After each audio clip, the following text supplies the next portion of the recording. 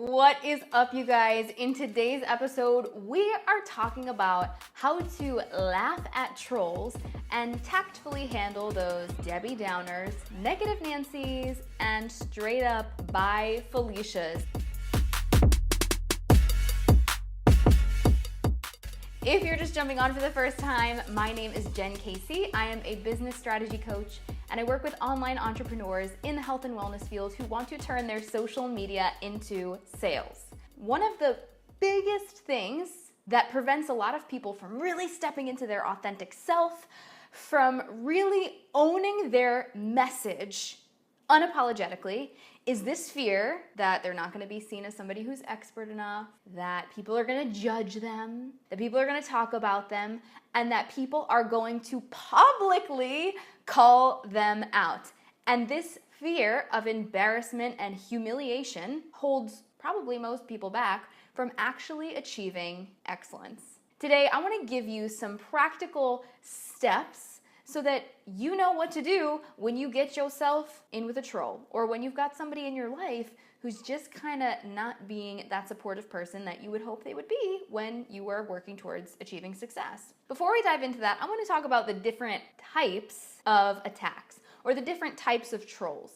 So the first one is this kind of rando baseline, where you're walking down the street. If a homeless man came up to you and was like, "You smell like bologna," would you be mad? Or would you be like, okay, clearly that person is a little crazy. You probably think they're a little crazy. But for some reason, when that stuff happens to us in the online space and we do this live video and we pour our hearts out and somebody writes something mean, it feels like the freaking end of the world. Like, we can literally ignore the 100 beautiful comments and beautiful inbox messages of people saying to us, "You have literally changed my life with this video or with this post," and all we think about is that one flippin' person. Why do we do that to ourselves, right?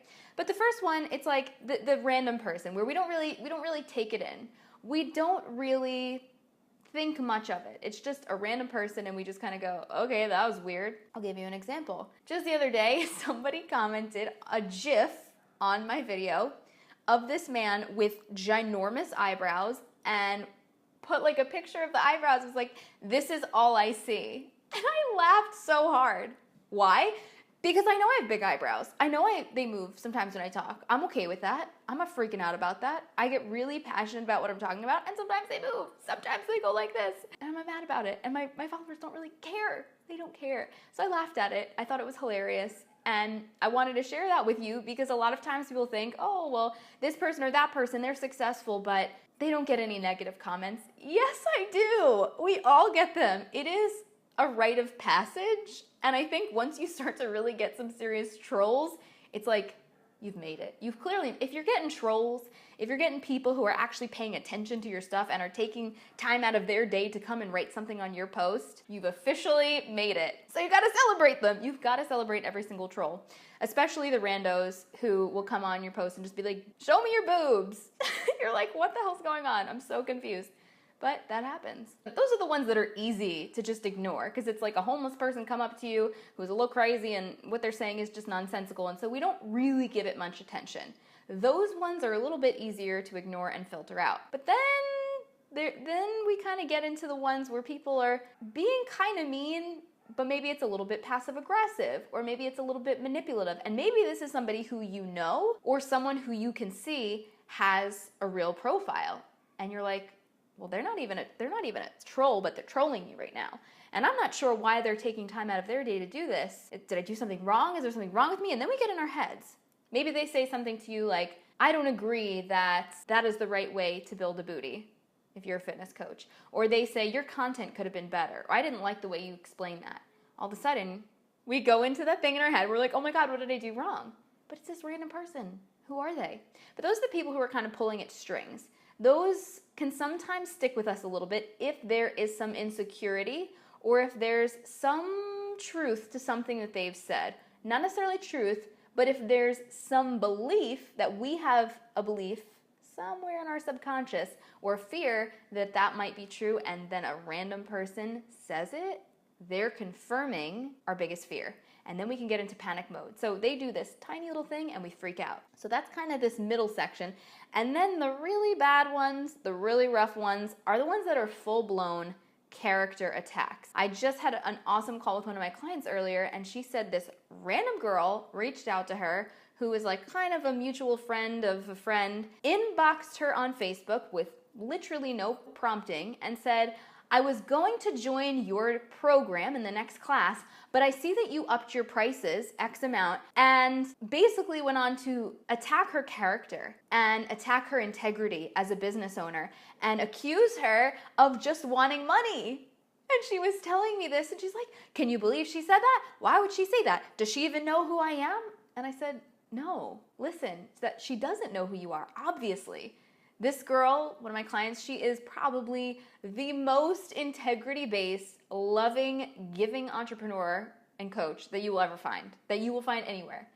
So it was just such a bizarre comment, but this was a full-blown character attack. We're gonna get into a little bit of like where that was coming from, but I want you to really understand the differences between kind of this sliding scale. Some are worse than others, some are easier to brush off, but there's definitely ways to start to handle these things and a way to filter them out so that they don't take you down. Because you get one comment, you could be out for a couple of days or be suddenly doubting everything that you've created, and that's just craziness. That is craziness. If you've gotten some kind of negative response or you've gotten some kind of troll, we have to take a look at what's really happening for you. How are you responding to the troll? Are you being triggered by what has been said, or are you not triggered? Now, in the first example where I said the thing about my eyebrows, I wasn't really triggered by that. I was like, okay, like, they're not for everyone. I get it, they're not for everyone. I also had another client who her brother said to her, hey, you should really wear some makeup on live video. And that hit home for her. She was like, am I doing this wrong? Should I be wearing makeup for live video? And I was like, you're literally so gorgeous without makeup and so not needing to do anything to fix anything. That's part of your brand. He's not your ideal client. That's very nice that he's giving you some feedback, but you didn't ask for it. You didn't ask for it. So unsolicited. And then again, my client who had some negative feedback and that character attack. They were both triggered. Why were they being triggered and not wanting to put things out there, wanting to kind of hide away and kind of sulk in that? And why were they so affected and so upset by it? So we've got to look at that. And really, why you were triggered or not comes down to your personal beliefs, perceptions, and experiences, and your ability to kind of filter out the bullshit. I had a teacher in high school, psychology teacher, and he used to be like, I'm going to pull the bullshit card on that. And he would literally reach in his back pocket and go, bullshit, I call bullshit. So anytime you have some kind of troll or somebody who's throwing you shade and you know it's not true, just pull the bullshit card. When I was reading The 4 Agreements, that was my first personal development book, Don Miguel reads, he was talking about how when we have a wound on our skin, if you walk up to it and you stick your finger in it, it's gonna hurt. But so many of us are very surprised when we get triggered by different things that people say or do.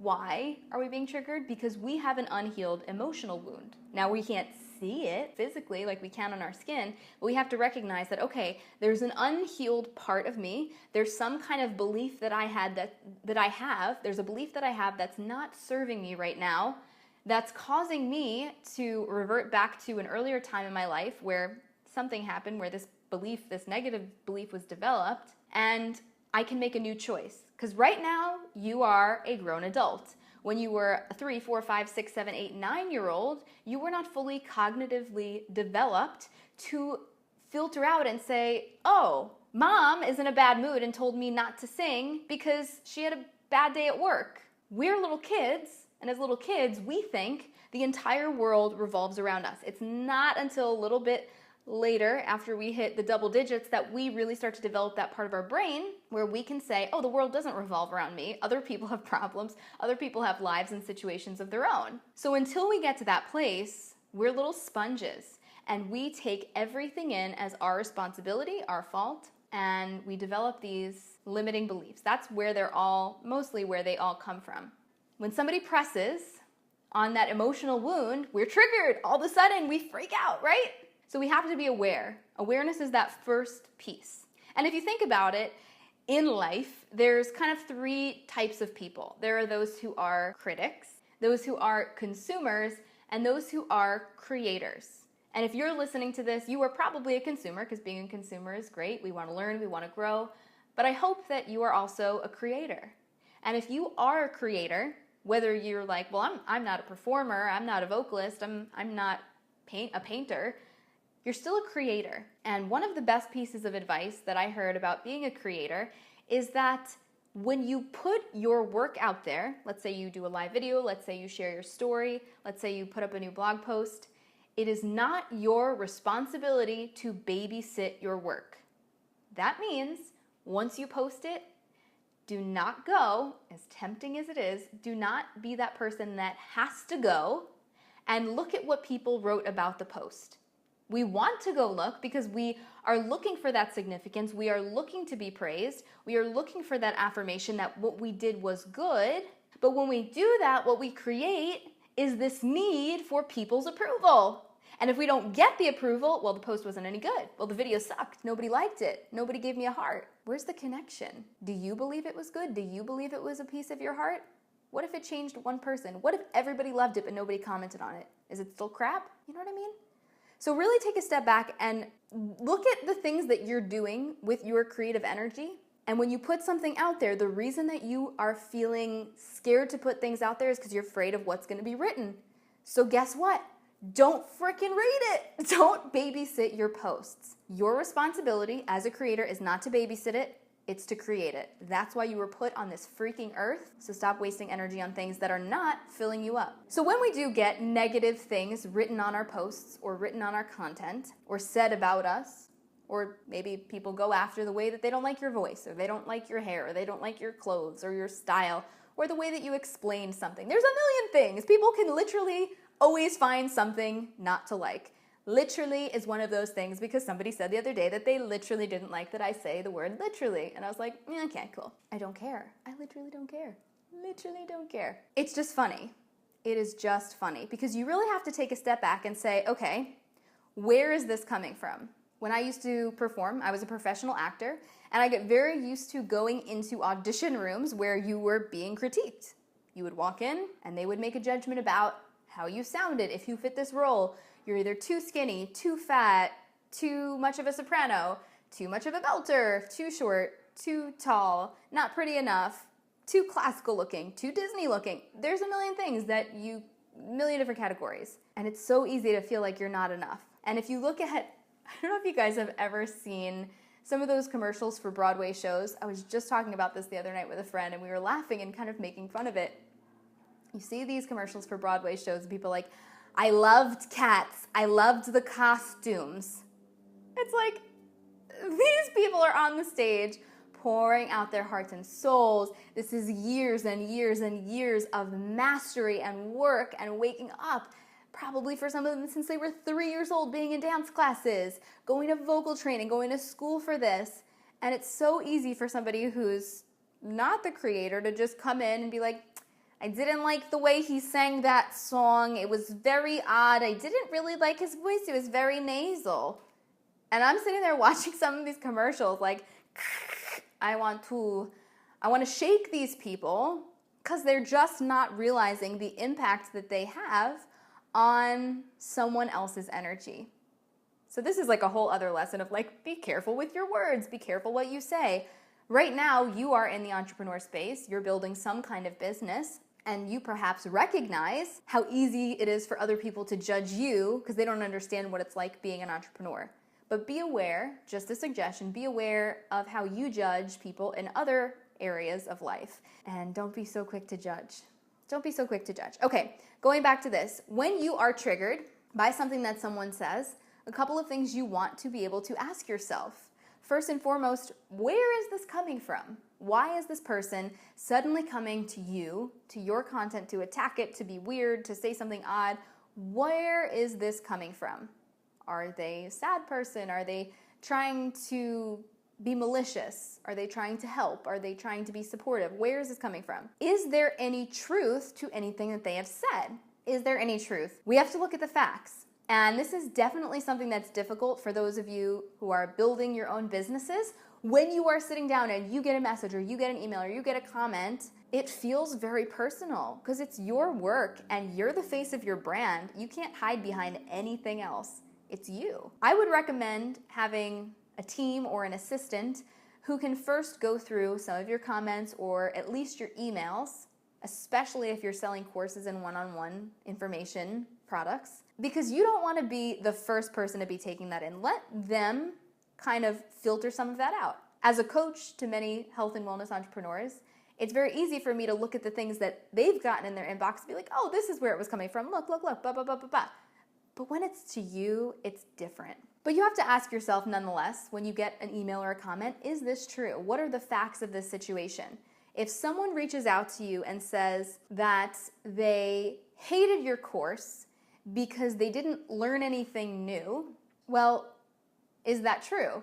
You may end up going into your back end if you have some kind of membership site, and you may see that they've only gone through the welcome video, or maybe they haven't even gotten through the first week of content. And you can kind of dig deeper with them and say, hey, listen, we checked behind the scenes and we saw that you didn't actually go through any of the content. So what's really happening? And obviously phrase this slightly differently, but obviously have somebody on your team who can go and approach these emails and find out the real story, because oftentimes it's really nothing to do with you, unless of course you're being a sleazy salesperson and you have no integrity in your business.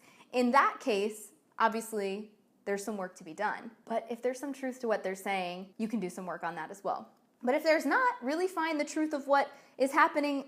Like, read between the lines. What are they really after? And what has led this person to have this perception? What has led them to have this perception? If someone comes to you and they say, your course is crap, I didn't learn anything new, and you realize they didn't go through anything, then what really led to this perception? Well, I was busy and I don't have time for this, and I have a fear of building a business, and I don't think I'm going to be successful because I don't think I'm enough. And that's the truth. It has nothing to do with your course, especially if they haven't gone through it. And even if they have gone through it, there's always another story. There's always another layer. There's always multiple layers to what's really going on for someone. Because most people, when they are coming at you in an aggressive way or in a negative way, you've got to ask yourself, what is their intention and what is their goal? Like, we need to be, as business owners, full-on psychologists and remove any of our own personal feelings and emotions from it and be super analytical and super logical about what we are reading and seeing. We've got to read between the lines. When we look at that, we can say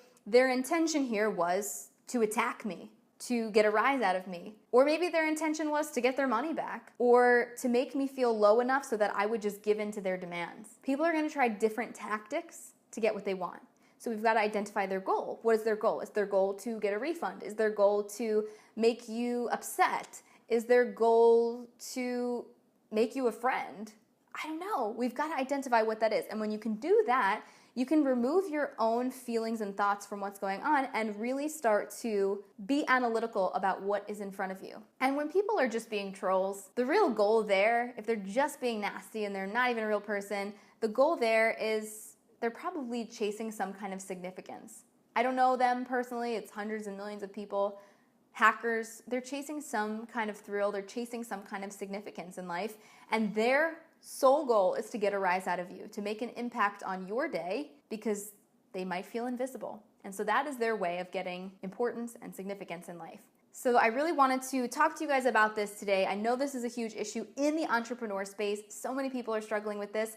And quite honestly, this is something that some people don't even get to struggle with because they're so scared to put themselves out, because they're so scared that people might come after them or say mean things about them or write something weird on their posts. Number one, you can always delete it. You can always solve it. Everything has a solution, right? Secondly, so you can always solve it, right? You can always just get rid of it. So don't even worry about that. If you're freaking out that somebody's going to say something mean, you've got people on your side. You've got people who are your lifers, your followers. They have your back. And the other flip side to this, number two, is if somebody does say something mean, I learned this from one of my mentors. She said this and it cracked me up. Let people be little trolls. Why? Because when a troll posts on your stuff, all of your tribe, your people, they come to support you. And when they come to support you and they defend you, it builds traction and engagement on your video and on your content. So thank you, trolls, for helping my people reestablish their faith in me. And thank you, troll, for boosting my Facebook algorithm, because we all know the Facebook algorithm is hard enough as it is. So thank you for posting negative things and having all our backs. You've got our backs. If you're not already inside the Facebook group, please come on over, hang out with me, and I will see you guys in the next one.